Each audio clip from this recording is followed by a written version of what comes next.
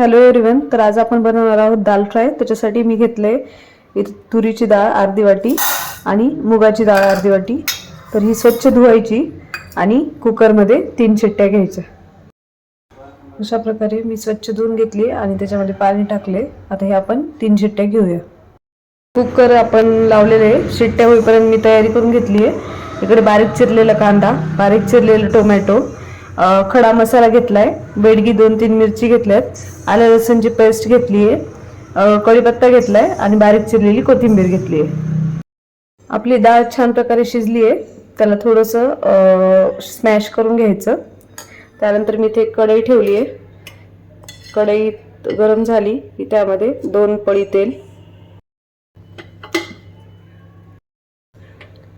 चांगलं गरम झालं की त्यामध्ये मोहरी,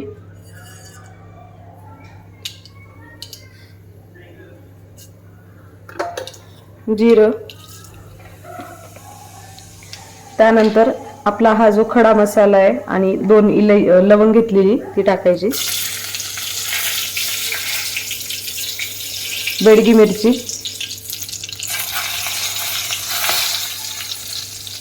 त्यानंतर कढीपत्ता, त्यानंतर आलं लसूणची पेस्ट, बारीक चिरलेला कांदा,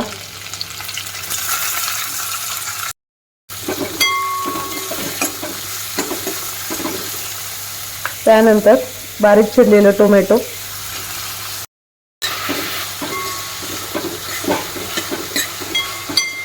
त्याला छान प्रकारे लालसर होऊ द्यायचं.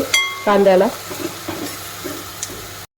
थोडंसं शिजत आलं की त्यामध्ये अर्धा चमचा हळद, 2 चमचे लाल तिखट आणि सुहानाचा सांबर मसाला 2 चमचे.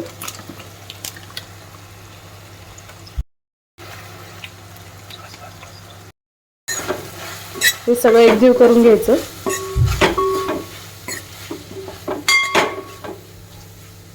त्यानंतर चवीनुसार मीठ,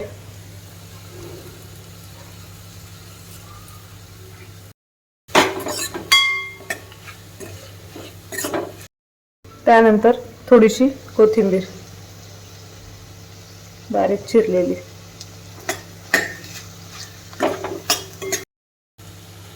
त्यानंतर थोडंसं एकजीव होत आलं की आपण जी ही डाळ आहे स्मॅश केलेली ती टाकून द्यायची. बघू शकता किती छान प्रकारे आपली दाल फ्राय रेडी झाली आहे.